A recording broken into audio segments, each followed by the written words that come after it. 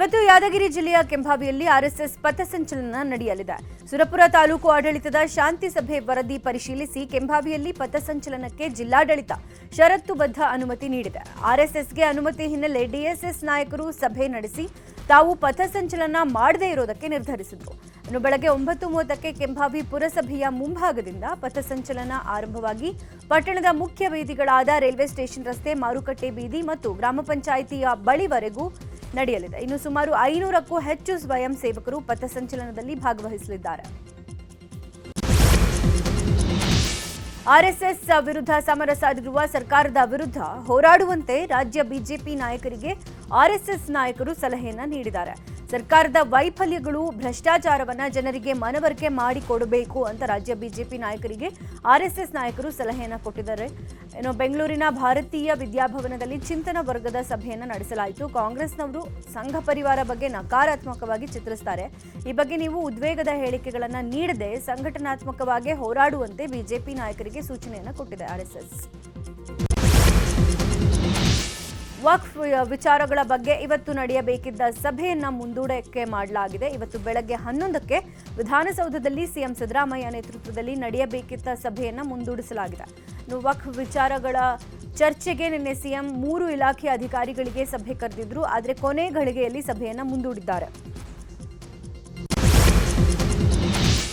ಬಾಗಲಕೋಟೆ ಜಿಲ್ಲೆಯ ಸಿದ್ದಾಪುರ ಗ್ರಾಮದ ಬಳಿ ಇರುವ ಪ್ರಭುಲಿಂಗೇಶ್ವರ ಸಕ್ಕರೆ ಕಾರ್ಖಾನೆಯ ಆವರಣದಲ್ಲಿ ಹೈ ಡ್ರಾಮಾ ನಡೆದಿದೆ. ಬಾಕಿ ಬಿಲ್ ಪಾವತಿ, ಕಬ್ಬಿಗೆ ದರ ನಿಗದಿಗೆ ಆಗ್ರಹಿಸಿ ರೈತರು ನಡೆಸಿದ್ದ ಹೋರಾಟ ವಿಕೋಪಕ್ಕೆ ತಿರುಗಿದ್ದು, ಕಾರ್ಖಾನೆ ಆವರಣದಲ್ಲಿ ನಿಲ್ಲಿಸಿದ ವಾಹನಗಳು ಮತ್ತು ಕಚೇರಿಯ ಮೇಲೆ ಕಿಡಿಗೇಡಿಗಳು ಕಲ್ಲು ತೂರಾಟ ಮಾಡಿದ್ದಾರೆ. ಬೊಲೆರೋ ವಾಹನ ಸೇರಿ ಹಲವು ವಾಹನಗಳ ಗಾಜು ಪುಡಿ ಪುಡಿಯಾಗಿದೆ. ಸ್ಥಳದಲ್ಲಿ ಜಮಖಂಡಿ ಪೊಲೀಸರು ಬಿಗಿ ಬಂದೋಬಸ್ತ್ ಮಾಡ್ತಿದ್ದಾರೆ.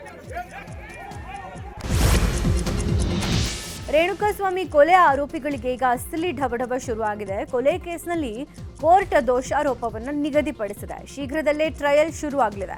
ಇನ್ನು ಟ್ರಯಲ್ ವೇಳೆ ವಿಚಾರಣೆ ನಡೆಸೋದಕ್ಕೆ ಸಾಕ್ಷ್ಯಗಳ ಲಿಸ್ಟ್ ಕೂಡ ತಯಾರಿ ಮಾಡಿಕೊಳ್ಳಲಾಗ್ತಾ ಇದೆ. ಬಹುತೇಕ ಮುಂದಿನ ವಾರ ಸಾಕ್ಷ್ಯಗಳ ಲಿಸ್ಟ್ ಪ್ರಾಸಿಕ್ಯೂಷನ್ಗೆ ಸಲ್ಲಿಕೆಯಾಗುವ ಸಾಧ್ಯತೆ ಇದ್ದು, ಈಗಾಗಲೇ ಸುಮಾರು 230 ಸಾಕ್ಷ್ಯಗಳನ್ನು ಸಂಗ್ರಹಿಸಲಾಗಿತ್ತು. ಈ ಪೈಕಿ 70 ಸಾಕ್ಷ್ಯಗಳು ಮಹತ್ವದ್ದು ಅಂತ ಹೇಳಲಾಗ್ತಾ ಇದೆ. ಇನ್ನು 3 ಐ ವಿಟ್ನೆಸ್ಗಳು, ಸಿಸಿಟಿವಿ ದೃಶ್ಯಾವಳಿ, ಎಫ್ಎಸ್ಎಲ್ ರಿಪೋರ್ಟ್ ಸೇರಿದಂತೆ ತಾಂತ್ರಿಕ ಸಾಕ್ಷ್ಯಗಳು ಕೂಡ ಪತ್ತೆಯಾಗಿವೆ. ಒಮ್ಮೆ ಟ್ರಯಲ್ ಶುರುವಾದರೆ ನಿರಂತರ ವಿಚಾರಣೆ ನಡೆಯಲಿದ್ದು, ಇದೇ ಆರೋಪಿಗಳಿಗೀಗ ಟೆನ್ಷನ್ ಕೊಡ್ತಿರೋದು. ಹುಬ್ಬಳ್ಳಿಯ ನೇಹಾ ಹಿರೇಮಠ್ ಹತ್ಯೆ ಪ್ರಕರಣದಲ್ಲಿ ಆರೋಪಿ ಫಯಾಜ್ ಮತ್ತೊಮ್ಮೆ ಹೈಕೋರ್ಟ್ ಕದ ತಟ್ಟಿದ್ದಾನೆ. ಆರೋಪಿಯ ಖುದ್ದು ಹಾಜರಾತಿಯಲ್ಲಿ ಟ್ರಯಲ್ಸ್ ನಡೆಸುವಂತೆ ಮನವಿಯನ್ನ ಮಾಡಲಾಗಿದೆ. ಧಾರವಾಡ ಹೈಕೋರ್ಟ್ ಪೀಠದಲ್ಲಿ ವಿಚಾರಣೆ ನಡೆದಿದ್ದು, ಆರೋಪಿ ಫಯಾಜ್ ಪರ ZM ಹತ್ರಕಿ ವಾದ ಮಂಡನೆ ಮಾಡಿದ್ರೆ, ನೇಹಾ ಕುಟುಂಬಸ್ಥರ ಪರ ರಾಘವೇಂದ್ರ ಮುತ್ತಗೀಕರ ಮತ್ತು ಸರ್ಕಾರಿ ವಕೀಲರು ಪ್ರತಿವಾದ ಮಂಡಿಸಿದ್ದಾರೆ. ವಾದ ಪ್ರತಿವಾದ ಆಲಿಸಿದ ನ್ಯಾಯಮೂರ್ತಿಗಳು ನವೆಂಬರ್ 10ರಂದು ತೀರ್ಪನ್ನ ಪ್ರಕಟಿಸಲಿದ್ದಾರೆ. ಚಿತ್ರದುರ್ಗದ ಮುರುಘಾಸ್ವಾಮಿ ವಿರುದ್ಧ ಪೋಕ್ಸೋ ಪ್ರಕರಣ ಸಂಬಂಧಪಟ್ಟಂತೆ ಆರ್ಗ್ಯುಮೆಂಟ್ ಅನ್ನ ನವೆಂಬರ್ 10ಕ್ಕೆ ಮುಂದೂಡಕ್ಕೆ ಮಾಡಲಾಗಿದೆ. ಆರೋಪಿ ಮುರುಘಾಸ್ವಾಮಿ ಪರ ವಕೀಲರಾದ CV ನಾಗೇಶ್ ವಾದ ಮಂಡನೆ ಮಾಡಿದ್ರು. ಹೀಗಾಗಿ ಮುರುಘಾಶ್ರೀ ಪರವಾದ ವಾದ ಮುಂದುವರೆದಿದ್ದು, ವಾದ ಮಂಡನೆಗೆ ನವೆಂಬರ್ 10ಕ್ಕೆ ನಿಗದಿ ಮಾಡಲಾಗಿದೆ. ರಾಜ್ಯದಲ್ಲಿ ನವೆಂಬರ್ ಕ್ರಾಂತಿ ಕಿಚ್ಚು ಜೋರಾಗಿದೆ. ದೆಹಲಿಗೆ ಬನ್ನಿ ಅಂತ ಸಚಿವ ಸತೀಶ್ ಜಾರಕಿಹೊಳಿಗೆ ಹೈಕಮಾಂಡ್ ಬುಲಾವ್ ನೀಡಿತ್ತು. ದೆಹಲಿಗೆ ಹೋಗಬೇಕಾಗಿದ್ದ ಸತೀಶ್ ಜಾರಕಿಹೊಳಿ ದಿಢೀರ್ ದೆಹಲಿ ಪ್ರವಾಸವನ್ನು ರದ್ದು ಮಾಡಿದ್ದಾರೆ. ಈ ಬಗ್ಗೆ ಪ್ರತಿಕ್ರಿಯಿಸಿರುವ ಸತೀಶ್, ಸದ್ಯ ದೆಹಲಿಗೆ ಹೋಗೋದಿಲ್ಲ, ಇಲ್ಲೇ ಇರ್ತೀನಿ, ಅವಶ್ಯಕತೆ ಬಂದಾಗ ದೆಹಲಿಗೆ ಹೋಗ್ತೀನಿ ಅಂತ ಹೇಳಿದ್ದಾರೆ. ಕಾಂಗ್ರೆಸ್ನಲ್ಲಿ ದಿನೇ ದಿನೇ ಕುರ್ಚಿ ಫೈಟ್ ಜೋರಾಗಿದೆ. ಈ ಮಧ್ಯೆ ನವೆಂಬರ್ 6ರಂದು ದೆಹಲಿ ನಾಯಕರ ಭೇಟಿಗೆ ಸಿಎಂ DKಶಿ ಮುಂದಾಗಿದ್ದಾರೆ. ಈ ವೇಳೆ ಮಲ್ಲಿಕಾರ್ಜುನ ಖರ್ಗೆ, KC ವೇಣುಗೋಪಾಲ್ ಭೇಟಿಯಾಗಿ ನೇರವಾಗಿ ಪವರ್ ಶೇರಿಂಗ್ ಬಗ್ಗೆ ಚರ್ಚೆ ಮಾಡುವ ಸಾಧ್ಯತೆ ಇದೆ. ಇನ್ನು ಬೆಳಗಾವಿ ಅಧಿವೇಶನಕ್ಕೆ ಮುಖ್ಯಮಂತ್ರಿಯಾಗಿಯೇ ಬರುವೆ ಅಂತ ಆಪ್ತರ ಜೊತೆ DKಶಿ ವಿಶ್ವಾಸ ವ್ಯಕ್ತಪಡಿಸಿದಾರಂತೆ. ಬೆಂಗಳೂರಿನಲ್ಲಿ ಟನಲ್ ರೋಡ್ಗೆ ವಿರೋಧ ತೀವ್ರವಾಗ್ತಿದೆ. ಟನಲ್ಗೆ ಬಿಜೆಪಿ ವಿರೋಧದ ಬಗ್ಗೆ ಸಚಿವ ದಿನೇಶ್ ಗುಂಡೂರಾವ್ ಪ್ರತಿಕ್ರಿಯಿಸಿದ್ದು, ತೇಜಸ್ವಿ ಸೂರ್ಯ ಏನ್ ಮೇಧಾವಿನ ಇಂಜಿನಿಯರ್, ಅವರು ಏನೇ ಹೇಳಿದ್ರು ನಾವು ಟನಲ್ ಮಾಡೇ ಮಾಡ್ತೇವೆ ಅಂತ ಹೇಳಿದ್ರು. ಇನ್ನು ಗುಂಡಿ ಮುಚ್ಚಲಾಗದವರು ಟನಲ್ ಹೇಗೆ ಮಾಡ್ತೀರಿ ಅಂತ ವಿಪಕ್ಷ ನಾಯಕ ಆರ್ ಅಶೋಕ್ ತಿರುಗೇಟನ್ನ ಕೊಟ್ಟಿದ್ದಾರೆ.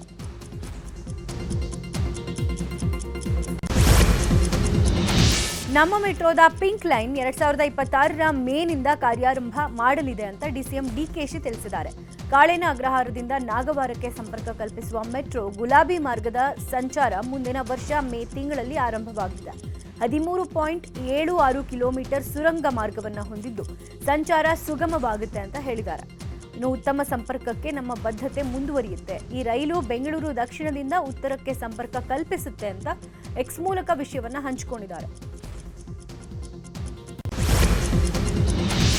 ಬೆಂಗಳೂರಿನಲ್ಲಿ ಸೀರಿಯಲ್ ನಟಿಗೆ ಲೈಂಗಿಕ ಕಿರುಕುಳ ಆರೋಪ ಕೇಳಿಬಂದಿದೆ. ತೆಲುಗು ಮತ್ತು ಕನ್ನಡ ಧಾರಾವಾಹಿಗಳಲ್ಲಿ ನಟಿಸಿರುವ ನಟಿಗೆ ಫೇಸ್ಬುಕ್ನಲ್ಲಿ ಅಶ್ಲೀಲ ಮೆಸೇಜ್ ಹಾಗೂ ವಿಡಿಯೋ ಕಳಿಸಿ ಕಿರಾತಕನೊಬ್ಬ ಟಾರ್ಚರ್ ಕೊಡ್ತಿದ್ದಾನೆ ಅಂತ ನಟಿ ಆರೋಪ ಮಾಡಿದ್ದಾರೆ. ಕಳೆದ 3 ತಿಂಗಳಿಂದ ನವೀಸ್ ಎಂಬ ಫೇಸ್ಬುಕ್ ಐಡಿಯಿಂದ ಕಿರುಕುಳ ನೀಡಲಾಗ್ತಿದೆಯಂತ. ಮೆಸೇಜ್ ಮಾಡದಂತೆ ಎಚ್ಚರಿಕೆ ನೀಡಿದ್ರೂ ಮತ್ತೆ ಬೇರೆ ಬೇರೆ ಐಡಿಗಳಿಂದ ಅಶ್ಲೀಲ ಮೆಸೇಜ್ ಮಾಡ್ತಿದ್ದಾನಂತೆ. ಈ ಕುರಿತು ನಟಿ ಅನ್ನಪೂರ್ಣೇಶ್ವರಿ ನಗರ ಪೊಲೀಸ್ ಠಾಣೆಯಲ್ಲಿ ದೂರನ್ನು ದಾಖಲಿಸಿದ್ದಾರೆ. ದಾವಣಗೆರೆ ಎಸ್ಪಿ ಕಚೇರಿ ಬಳಿ ಜೆಎಂಸಿ ಫರ್ಟಿಲೈಸರ್ಸ್ ಮಾಲೀಕ ಶಿವಲಿಂಗಯ್ಯ ವಿಷ ಸೇವಿಸಿ ಆತ್ಮಹತ್ಯೆಗೆ ಯತ್ನಿಸಿದ್ದಾರೆ. ವಂಚನೆ ಕೇಸ್ನಲ್ಲಿ ಸೂಕ್ತ ತನಿಖೆ ಮಾಡಿಲ್ಲ ಅಂತ ದಾವಣಗೆರೆ ಎಸ್ಪಿ ಉಮಾ ಪ್ರಶಾಂತ್ ವಿರುದ್ಧ ಆರೋಪಿಸಿ ಶಿವಲಿಂಗಯ್ಯ ವಿಷ ಸೇವಿಸಿ ಆತ್ಮಹತ್ಯೆಗೆ ಯತ್ನಿಸಿದ್ದಾರೆ. ಸದ್ಯ ಶಿವಲಿಂಗಯ್ಯ ಸ್ಥಿತಿ ಗಂಭೀರವಾಗಿದ್ದು ಜಿಲ್ಲಾಸ್ಪತ್ರೆಯಲ್ಲಿ ಚಿಕಿತ್ಸೆ ನೀಡಲಾಗ್ತಾ ಇದೆ. ಜೆಎಂಸಿ ಫರ್ಟಿಲೈಸರ್ಸ್ ಹೆಸರಲ್ಲಿ ಸಂಸ್ಥೆ ನಡೆಸ್ತಾ ಇದ್ದಂತ ಶಿವಲಿಂಗಯ್ಯ ರೈತರಿಂದ ಮೆಕ್ಕೆಜೋಳ ರಾಗಿ ಖರೀದಿ ಮಾಡ್ತಾ ಇದ್ರು. ಆದರೆ ಶಿವಲಿಂಗಯ್ಯಗೆ ಖಾಸಗಿ ಬ್ಯಾಂಕ್ ಸಿಬ್ಬಂದಿ ಸೇರಿ ಪರಿಚಯಸ್ಥರೇ ಸುಮಾರು 5 ಕೋಟಿಗೂ ಅಧಿಕ ಹಣ ವಂಚನೆ ಮಾಡಿದ್ರಂತೆ. ಈ ಬಗ್ಗೆ 2022ರಲ್ಲೇ ದೂರನ್ನ ಕೊಡಲಾಗಿತ್ತು. ಅಂದಿನ ಎಸ್ಪಿ ರಿಷ್ಯಂತ್ 2,68,00,000 ರಿಕವರಿ ಮಾಡಿಕೊಟ್ಟಿದ್ರು. ಆದರೆ ಉಳಿದ ಹಣ ರಿಕವರಿ ಮಾಡಿಲ್ಲ ಅಂತ ಆರೋಪಿಸಿರುವ ಶಿವಲಿಂಗಯ್ಯ ಸೂಸೈಡ್ಗೆ ಅಟೆಂಪ್ಟ್ ಮಾಡಿದ್ದಾರೆ. ಕೋಲಾರ ಜಿಲ್ಲೆಯ ಉಪ್ಪಾರಹಳ್ಳಿ ಗ್ರಾಮದ ಗುಂಡಿ ಬಿದ್ದ ರಸ್ತೆಗೆ ಗ್ರಾಮಸ್ಥರೇ ಒಗ್ಗೂಡಿ ಜಲ್ಲಿಯನ್ನ ಸುರಿದು ದುರಸ್ತಿ ಮಾಡಿಸಿಕೊಂಡಿದ್ದಾರೆ. ನಮ್ಮ ಗ್ರಾಮದ ಕಷ್ಟವನ್ನ ಕಳೆದ 7 ವರ್ಷದಿಂದ ಯಾರೂ ಕೇಳಿಲ್ಲ. ಸ್ಥಳೀಯ ಶಾಸಕ ನಂಜೇಗೌಡ ಗ್ರಾಮದ ಅಭಿವೃದ್ಧಿಯನ್ನ ನಿರ್ಲಕ್ಷ್ಯ ಮಾಡ್ತಿದ್ದಾರೆ. ಮತ ಪಡೆದು ಜನರ ಸಮಸ್ಯೆಯನ್ನೇ ಶಾಸಕರು ಆಲಿಸ್ತಾ ಇಲ್ಲ ಅಂತ ಆಕ್ರೋಶ ಹೊರಹಾಕಿದ್ದಾರೆ. ಬಾಗಲಕೋಟೆ ಜಿಲ್ಲೆಯ ಬಿಸಲದಿನ್ನಿ ಗ್ರಾಮದ ಯುವಕನೊಬ್ಬ 101 ಕೆಜಿ ತೂಕದ ಜೋಳದ ಚೀಲ ಹೊತ್ತು ಅಂಜನಾದ್ರಿ ಬೆಟ್ಟವನ್ನ ಏರಿದ್ದಾನೆ. 19 ವರ್ಷ ವಯಸ್ಸಿನ ನವೀನ್ ಭರಮಗೌಡರ್ ಬೆಟ್ಟ ಏರಿ ಸಾಧನೆ ಮಾಡಿರೋದು. 101 ಕೆಜಿ ತೂಕದ ಜೋಳದ ಚೀಲವನ್ನ ಹೆಗಲಿಗೇರಿಸಿಕೊಂಡ ನವೀನ್ ಚೀಲವನ್ನ ಎಲ್ಲೂ ಇಳಿಸದೆ 575 ಮೆಟ್ಟಿಲನ್ನ ಏರಿ ಆಂಜನೇಯನಿಗೆ ವಿಶೇಷ ಪೂಜೆ ಸಲ್ಲಿಸಿದ್ದಾನೆ. ಭಾರ ಹೊತ್ತು ಬೆಟ್ಟ ಏರಿದ ನವೀನ್ಗೆ ದೇಗುಲದ ಆಡಳಿತ ಸಿಬ್ಬಂದಿ ಸನ್ಮಾನ ಮಾಡಿದ್ದಾರೆ. ಇಂದಿನಿಂದ 2ನೇ ಹಂತದ ಮತದಾರರ ಪಟ್ಟಿ ಪರಿಷ್ಕರಣೆ ನಡೆಯಲಿದೆ. ಮತದಾರರ ಪಟ್ಟಿಗಳ ವಿಶೇಷ ತೀವ್ರ ಪರಿಷ್ಕರಣೆಗಾಗಿ 12 ರಾಜ್ಯಗಳು ಮತ್ತು ಕೇಂದ್ರಾಡಳಿತ ಪ್ರದೇಶಗಳಲ್ಲಿ ಮನೆ ಎಣಿಕೆ ಕೂಡ ಆರಂಭಗೊಳ್ಳಲಿದೆ. ಅಂಡಮಾನ್ ಮತ್ತು ನಿಕೋಬಾರ್ ದ್ವೀಪಗಳು, ಲಕ್ಷದ್ವೀಪ, ಛತ್ತೀಸ್ಗಢ, ಗೋವಾ, ಗುಜರಾತ್, ಕೇರಳ, ಮಧ್ಯಪ್ರದೇಶ, ಪುದುಚೇರಿ, ರಾಜಸ್ಥಾನ, ತಮಿಳುನಾಡು, ಉತ್ತರ ಪ್ರದೇಶ ಮತ್ತು ಪಶ್ಚಿಮ ಬಂಗಾಳಗಳಲ್ಲಿ 2ನೇ ಹಂತದ ಎಸ್ಐಆರ್ ನಡೆಯಲಿದೆ. 100ಕ್ಕೂ ಹೆಚ್ಚು ದೇಶಗಳ ಆಮದು ವಸ್ತುಗಳ ಮೇಲೆ ಯದ್ವಾತದ್ವಾ ಸುಂಕ ಹೇರಿರುವ ಅಮೆರಿಕ ಅಧ್ಯಕ್ಷ ಟ್ರಂಪ್ ಸುಂಕ ನೀತಿ ಭವಿಷ್ಯ ನಾಳೆ ನಿರ್ಧಾರವಾಗಲಿದೆ. ಟ್ರಂಪ್ ಸುಂಕ ನೀತಿ ಕುರಿತು ಅಮೆರಿಕದ ಸುಪ್ರೀಂ ಕೋರ್ಟ್ ಆದೇಶವನ್ನ ನೀಡಿದೆ. ಇನ್ನು ಟ್ರಂಪ್ ಸುಂಕ ನೀತಿ ಪ್ರಶ್ನಿಸಿ ಅಮೆರಿಕದ ಕೆಲ ರಾಜ್ಯಗಳು ಸುಪ್ರೀಂ ಕೋರ್ಟ್ ಮೊರೆ ಹೋಗಿದ್ವು.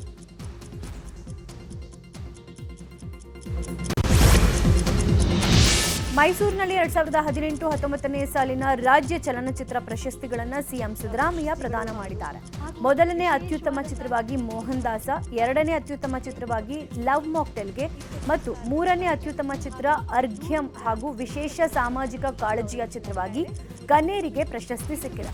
ಅತ್ಯುತ್ತಮ ನಟರಾಗಿ ಕಿಚ್ಚ ಸುದೀಪ, ಅತ್ಯುತ್ತಮ ನಟಿ ಕುಮಾರಿ ಅನುಪಮ ಗೌಡಗೆ, ಅತ್ಯುತ್ತಮ ಪೋಷಕ ನಟರಾಗಿ ತಬಲಾ ನಾಣಿ, ಅತ್ಯುತ್ತಮ ಪೋಷಕ ನಟಿ ಕುಮಾರಿ ಅನುಷಾ ಕೃಷ್ಣರಿಗೆ ಪ್ರಶಸ್ತಿ ಒಲಿದಿದೆ. ಜಯಂತ್ ಕಾಯ್ಕಿಣಿ, ಡಾರ್ಲಿಂಗ್ ಕೃಷ್ಣ ಸೇರಿದಂತೆ ಹಲವರಿಗೆ ರಾಜ್ಯ ಚಲನಚಿತ್ರ ಪ್ರಶಸ್ತಿ ಹಲವು ವಿಭಾಗಗಳಲ್ಲಿ ಕೊಡಲಾಗಿದೆ. ನಿರ್ಮಾಣ ಸಂಸ್ಥೆ ಟಿ ಪಿಕ್ಚರ್ಸ್ ಬೆಂಗಳೂರು ಇನ್ನು ಡಾಕ್ಟರ್ ರಾಜ್ಕುಮಾರ್ ಹೆಸರಲ್ಲಿ ನೀಡುವ 2019ನೇ ಸಾಲಿನ ಜೀವಮಾನ ಸಾಧನೆ ಪ್ರಶಸ್ತಿ ಹಿರಿಯ ನಟಿ ಶ್ರೀಮತಿ ಉಮಾಶ್ರೀಗೆ ಒಲಿದಿದೆ. ಇನ್ನು ಪುಟ್ಟಣ ಕಣಗಾಲ್ ಪ್ರಶಸ್ತಿ ಎನ್ಆರ್ ನಂಜುಂಡೇಗೌಡರಿಗೆ ಒಲಿದಿದೆ. ಹಾಗೆ ಡಾಕ್ಟರ್ ವಿಷ್ಣುವರ್ಧನ್ ಪ್ರಶಸ್ತಿಯನ್ನ ರಿಚರ್ಡ್ಗೆ ನೀಡಲಾಗಿದೆ. ಇನ್ನು ಮೈಸೂರಿನಲ್ಲಿ ಅಂತಾರಾಷ್ಟ್ರೀಯ ಗುಣಮಟ್ಟದ ಚಿತ್ರನಗರಿ ಮಾಡಬೇಕು ಅಂತ 160 ಎಕರೆ ಜಾಗವನ್ನು ವಾರ್ತಾ ಇಲಾಖೆಗೆ ಹಸ್ತಾಂತರ ಮಾಡಲಾಗಿದೆ. 2 ತಿಂಗಳಲ್ಲಿ ಕಾನೂನು ಪ್ರಕ್ರಿಯೆಯನ್ನು ಮುಗಿಸಿ ಚಿತ್ರನಗರಿ ನಿರ್ಮಾಣ ಕಾರ್ಯ ಆರಂಭವಾಗಲಿದೆ ಅಂತ ಸಿಎಂ ಭರವಸೆ ನೀಡಿದ್ದಾರೆ. ನಟ ನಿರ್ದೇಶಕ ಋಷಿ ಅಭಿನಯಿಸಿ ನಿರ್ದೇಶನ ಮಾಡ್ತಿರುವಂಥ ಫ್ರಾಡ್ ಋಷಿ ಚಿತ್ರದ ಮುಹೂರ್ತ ಕನಕಪುರ ನೆಲ್ಲಿಕುಂಡೆಯಲ್ಲಿ ನಡೆದಿದೆ. ಮಾಜಿ ಸಂಸದ ಡಿಕೆ ಸುರೇಶ್ ಚಿತ್ರಕ್ಕೆ ಕ್ಲಾಪ್ ಮಾಡುವ ಮೂಲಕ ಚಿತ್ರತಂಡಕ್ಕೆ ಶುಭ ಕೋರಿದ್ದಾರೆ. ಕಾಮಿಡಿ ಸಿನಿಮಾ ಆಗಿರುವ ಫ್ರಾಡ್ ಋಷಿ ಚಿತ್ರಕ್ಕೆ ಕನಕಪುರದ ಮೋಹನ್ ಹಾಗೂ ಸ್ನೇಹಿತರು ಬಂಡವಾಳ ಹಾಕ್ತಾ ಇದ್ದು, ಕನಕಪುರ ಸೇರಿದಂತೆ ಸುತ್ತಮುತ್ತ ಶೂಟಿಂಗ್ ನಡೆಯಲಿದೆ. 45 ದಿನಗಳ ಕಾಲ ಶೂಟಿಂಗ್ ಮಾಡಿ ಮುಂದಿನ ಏಪ್ರಿಲ್ನಲ್ಲಿ ಸಿನಿಮಾ ರಿಲೀಸ್ ಮಾಡುವ ಸಾಧ್ಯತೆ ಇದೆ.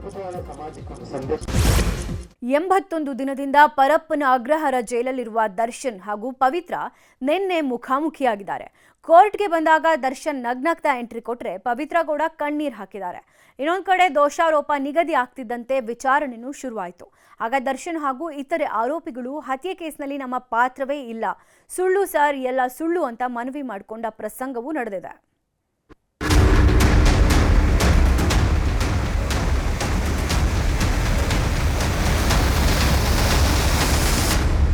ಚಾಲೆಂಜಿಂಗ್ ಸ್ಟಾರ್ ದರ್ಶನ್ ಪಾಲಿಗೆ ಇಷ್ಟು ದಿನ ಆಗಿದ್ದು ಒಂದು ಲೆಕ್ಕ, ಇನ್ಮೇಲೆ ಶುರುವಾಗುವುದು ಇನ್ನೊಂದು ಲೆಕ್ಕ. ಇಷ್ಟು ದಿನ ವಿಚಾರಣೆ, ಮಹಜರು, ಜೈಲುವಾಸ ಆಗಿದ್ದೆಲ್ಲ ಬರೀ ಸ್ಯಾಂಪಲ್. ಈಗ ಅಸಲಿ ಆಟ ಶುರುವಾಗಲಿದೆ. ರೇಣುಕಾಸ್ವಾಮಿ ಕೊಲೆ ಪ್ರಕರಣ ಚಾರ್ಜ್ ಫ್ರೇಮ್ ಆಗಿದ್ದು, ಶೆಡ್ ರಹಸ್ಯ ಒಂದೊಂದಾಗಿಯೇ ತೆರೆದುಕೊಳ್ಳಲಿದೆ. ಕೋರ್ಟ್ಗೆ ಆಗಮಿಸಿದ್ದ ಎಲ್ಲ ಆರೋಪಿಗಳ ಮುಖದಲ್ಲಿ ಪಾಪ ಪ್ರಜ್ಞೆ ಎದ್ದು ಕಾಣುತ್ತಿತ್ತು. ಅದರಲ್ಲೂ ದರ್ಶನ್ ಹಾಗೂ ಪವಿತ್ರ ಮುಖದಲ್ಲಂತೂ ಸಣ್ಣ ಖುಷಿಯೂ ಇರಲಿಲ್ಲ. ಸುಬ್ಬಿಗೆ ಶುರುವಾಯಿತು ತನಿಖೆ ಬಿಸಿ. ನವೆಂಬರ್ 10ರಿಂದ ಶುರುವಾಗಲಿದೆ ಅಸಲಿ ವಿಚಾರಣೆ. ಇಷ್ಟು ದಿನ ಹಾಸಿಗೆ ದಿಂಬು ಬೇಲು ಅಂತ ಎಳೆದಾಡ್ತಾ ಇದ್ದ ದರ್ಶನ್ ಪ್ರಕರಣದ ಅಸಲಿ ವಿಚಾರಣೆ ಇನ್ಮೇಲೆ ಶುರುವಾಗುತ್ತೆ. ಪ್ರಕರಣದ ಚಾರ್ಜ್ ಫ್ರೇಮ್ ಆಗಿದೆ. ಹೀಗಾಗಿ ನವೆಂಬರ್ 10ರಿಂದ ಅಸಲಿ ವಿಚಾರಣೆ ನಡೆಸುವುದಾಗಿ ನ್ಯಾಯಾಧೀಶರು ಆದೇಶ ನೀಡಿದ್ದಾರೆ. ಆರೋಪಿಗಳ ದೋಷಾರೋಪ ಪಟ್ಟಿ ಓದಿದ ಜಡ್ಜ್ ಸುಬ್ಬಿಯ ಕರಾಳ ಕಥೆ ಬಿಚ್ಚಿಟ್ರು. ರೇಣುಕಾಸ್ವಾಮಿ ಕೊಲೆ ಕೇಸ್ನ ಪ್ರಮುಖ ಸೂತ್ರಧಾರಿಯೇ Pavithra Gowda. A2, A3, A10 ಜೊತೆ ಸೇರ್ಕೊಂಡು ಪವಿತ್ರ ಗೌಡ ಸಂಚು ರೂಪಿಸಿದ್ರು. ನಂತರ ಪಕ್ಕಾ ಪ್ಲಾನ್ ಮಾಡಿಕೊಂಡು ರೇಣುಕಾಸ್ವಾಮಿಯನ್ನ ಅಪಹರಣ ಮಾಡಿದ್ರು. ದರ್ಶನ್ ಅಭಿಮಾನಿಗಳ ಸಂಘದ ಅಧ್ಯಕ್ಷನ ಜೊತೆ ಸೇರಿ ಅಪಹರಣ ಮಾಡಿದ್ದರು. ರೇಣುಕಾಸ್ವಾಮಿಯನ್ನ ಚಿತ್ರದುರ್ಗದಿಂದ ಕಾರ್ನಲ್ಲಿ ಕಿಡ್ನಾಪ್ ಮಾಡಿದ್ದರು. ನಂತರ RR ನಗರದ ಶೆಡ್ನಲ್ಲಿ ಅಕ್ರಮವಾಗಿ ಕೂಡಿಟ್ಟಿದ್ದರು. ಶೆಡ್ನಲ್ಲಿ ಇಟ್ಟಿರುವ ಬಗ್ಗೆ A2 ದರ್ಶನ್ ನಿಮಗೆ ತಿಳಿಸಿದ್ರು. ನಿಮ್ಮನ್ನ ಶೆಡ್ಗೆ ಕರೆತಂದಾಗ ಚಪ್ಪಲಿಯಲ್ಲಿ ಹೊಡೆದು ಅಪಮಾನಿಸಿದ್ರು. ಕೊಲೆ ಉದ್ದೇಶದಿಂದ ರೇಣುಕಾಸ್ವಾಮಿಗೆ ಚಪ್ಪಲಿಯಿಂದ ಹೊಡೆದಿದ್ರಿ. ಮಾರಣಾಂತಿಕ ಹಲ್ಲೆ ಮಾಡಿ ಒಂದು ರೂಮ್ನಲ್ಲಿ ಹಾಕಿದ್ರಿ ಅಂತ ಸಲ್ಲಿಕೆಯಾಗಿರೋ ದೋಷಾರೋಪ ಪಟ್ಟಿಯನ್ನ ಜಡ್ಜ್ ಎಳೆಯಾಗಿ ತೆರೆದಿಟ್ರು.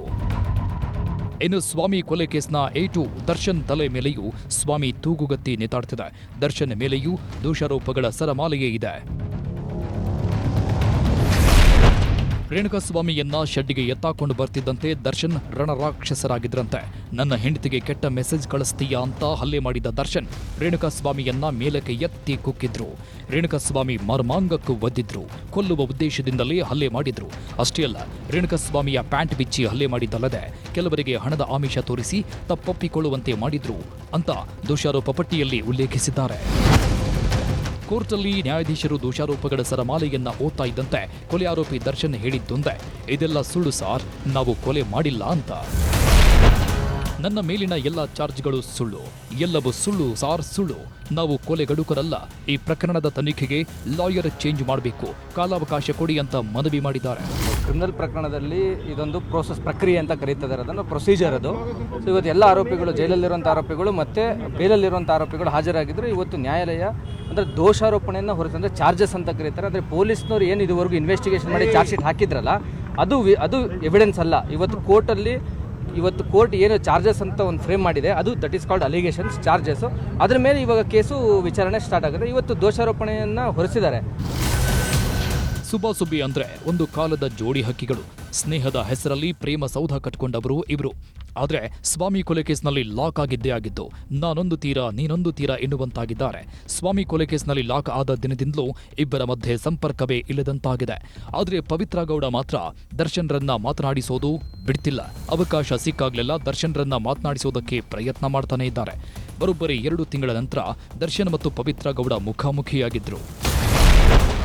ದರ್ಶನ್ರ ಗೆಟಪ್ ನೋಡಿದ್ರೇನೆ ಗೊತ್ತಾಗುತ್ತೆ ಯಾವ ಲೆವೆಲ್ಗೆ ಬದಲಾಗಿದ್ದಾರೆ ಅಂತ. ದರ್ಶನ್ ಹಾಗೂ ಪವಿತ್ರ ಗೌಡ ಇಬ್ಬರು ಹಣೆಗೆ ಕುಂಕುಮ ಇಟ್ಕೊಂಡು ಬಂದಿದ್ರು. ಇವತ್ತು ದರ್ಶನ್ ಗ್ಯಾಂಗ್ ಕೋರ್ಟ್ಗೆ ಬರುತ್ತೆ ಅನ್ನೋದು ಗೊತ್ತಾಗಿ ದರ್ಶನ್ ನೋಡಲು ವಕೀಲರ ದಂಡೇ ಸೇರಿತ್ತು. ಹೀಗಾಗಿ ಕೋರ್ಟ್ ಒಳಗೆ ಬರಲಾಗದೆ ಆರೋಪಿಗಳೆಲ್ಲ ಬಾಗಿಲಲ್ಲೇ ನಿಂತಿದ್ರು. ಕಿಕ್ಕಿರಿದು ಸೇರಿದ್ದ ವಕೀಲರನ್ನ ನೋಡಿದ ಜಡ್ಜ್ ನಸುನಕ್ರು. ನಂತರ ಜಡ್ಜ್ ಸೂಚನೆ ಮೇರೆಗೆ ವಕೀಲರನ್ನೆಲ್ಲ ಹೊರಗೆ ಕಳಿಸಿ ಚಾರ್ಜ್ ಫ್ರೇಮ್ ಮಾಡಲಾಯಿತು. ಕೋರ್ಟ್ನಲ್ಲಿದ್ದಾಗಲೇ ದರ್ಶನ್ರನ್ನ ಮಾತನಾಡಿಸೋದಕ್ಕೆ ಪವಿತ್ರ ಇನ್ನಿಲ್ಲದ ಪ್ರಯತ್ನ ಪಟ್ರು. ಮುಂದೆ ಬರುವಂತೆ ದರ್ಶನ್ಗೆ ಕೈ ಸನ್ನೆ ಮಾಡಿ ಕರೆದ್ರು. ಹೀಗಾಗಿ ದರ್ಶನ್ ಸೀರಿಯಲ್ ಪ್ರಕಾರವಾಗಿ ಪವಿತ್ರ ಪಕ್ಕದಲ್ಲೇ ದರ್ಶನ್ ಬಂದು ನಿಂತ್ರು. ಎಲ್ಲ ಮುಗಿದ್ಮೇಲೆ ದರ್ಶನ್ ಹೊರಟಿದ್ದ ವಾಹನ ಹತ್ತೋದಕ್ಕೆ ಪವಿತ್ರ ಗೌಡ ಹೊರಟಿದ್ರು.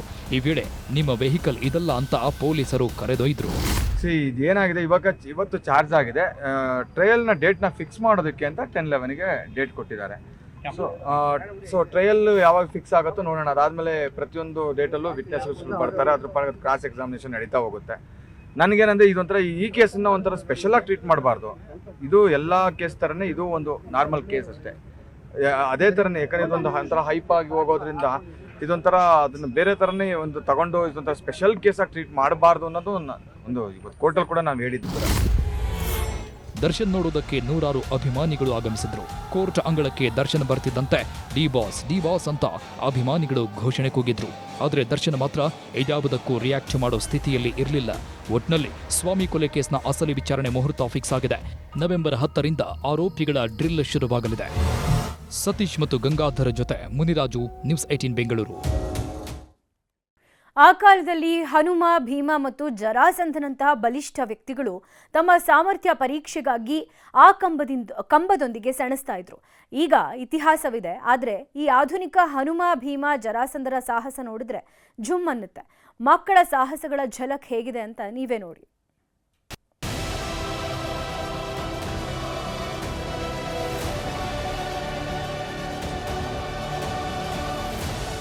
ಹನುಮ, ಭೀಮ, ಜರಾಸಂಧರಂತಹ ಬಲಿಷ್ಠ ವ್ಯಕ್ತಿಗಳು ತಮ್ಮ ಸಾಮರ್ಥ್ಯ ಪರೀಕ್ಷಿಸಲು ಈ ಕಂಬದೊಂದಿಗೆ ಸೆಣಸುತ್ತಿದ್ರು ಅನ್ನೋದು ಪೌರಾಣಿಕ ಕಥೆ. ಗದಗದಲ್ಲಿ ಶಿಕ್ಷಣ ಇಲಾಖೆ ಆಯೋಜಿಸಿದ್ದ ಪೌರಾಣಿಕ ಕಥೆಯ ದೃಶ್ಯಗಳು ಕಣ್ಮುಂದೆ ಬಂದಂತಾಗಿತ್ತು.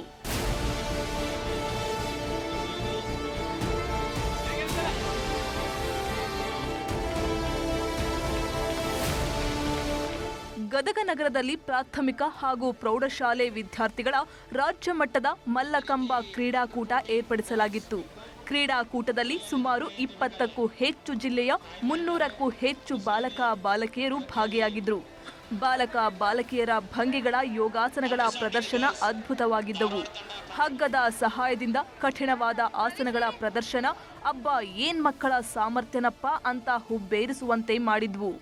ಮಲ್ಲಕಂಬ ಸ್ಪರ್ಧೆಯಲ್ಲಿ 1.5 ನಿಮಿಷ ಕಾಲಾವಧಿ ಕೊಡ್ತಾರೆ.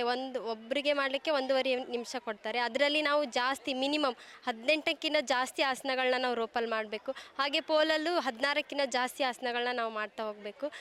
ಇದರಲ್ಲೂ A, B, C ಅಂತ ಹೀಗೆ ಕೆಟಗರೀಸ್ ಇರುತ್ತೆ. ಆ ಕೆಟಗರಿ ವೈಸ್ ಮಾಡಿದರೆ ನಮಗೆ ಅಂಕಗಳು ಜಾಸ್ತಿ ಸಿಗ್ತಾ ಹೋಗುತ್ತೆ. ನಮ್ಮ ಕರ್ನಾಟಕ ತಂಡ, ಮಲ್ಲಕಂಬ ತಂಡ ಬೆಳೀಲಿ ಅಂತ ನಾವು ಡೈಲಿ ಪರಿಶ್ರಮವನ್ನು ಪಟ್ಟು ಮುಂಜಾನೆ ಪ್ರಾಕ್ಟೀಸ್ ಮಾಡ್ತೇವೆ. ಇನ್ನೂ ರಾಷ್ಟ್ರಮಟ್ಟ, ಅಂತಾರಾಷ್ಟ್ರ ಮಟ್ಟದೊಳಗೂ ಮಲ್ಲಕಂಬ ಬೆಳೀಲಿ ಅಂತ ನಮ್ಮ ಕರ್ನಾಟಕದಲ್ಲಿ ನಮ್ಮ ಸರ್ಕಾರವು ನಮಗೆ ಚಿಕ್ಕವರಿಂದ ಯೂತಿಂದ ಎಲ್ಲರಿಗೂ ಸ್ಫೂರ್ತಿಯನ್ನು ತುಂಬಬೇಕಂತ ಹೇಳ್ತೀವಿ. ಮಲ್ಲಕಂಬದಲ್ಲಿ hanging mallakhamb, rope mallakhamb, pole mallakhamb, bottle mallakhamb ಅಂತ 9 ವಿಭಿನ್ನ ಪ್ರಕಾರಗಳಿವೆ. ಕಂಬದ ಮೇಲಿನ ಯೋಗಾಸನ ಒಂದೊಂದು ದೃಶ್ಯವು ಮೈ ನವಿರೇಳಿಸುವಂತಿದ್ವು. ಮಲ್ಲಕಂಬ ಕ್ರೀಡಾಕೂಟವನ್ನ ಸಚಿವ HK ಪಾಟೀಲ್ ಉದ್ಘಾಟನೆ ಮಾಡಿ ಮಕ್ಕಳಿಗೆ ಶುಭ ಹಾರೈಸಿದ್ರು.